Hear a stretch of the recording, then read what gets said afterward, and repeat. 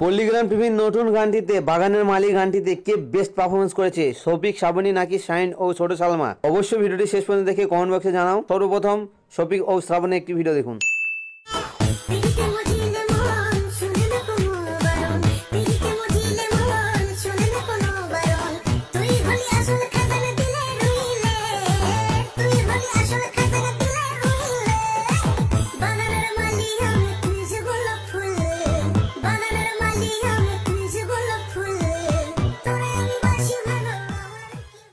এবার ইয়াসিন ও ছোট সালমার একটি ভিডিও দেখুন আর বলুন কাদের জুটি বেস্ট।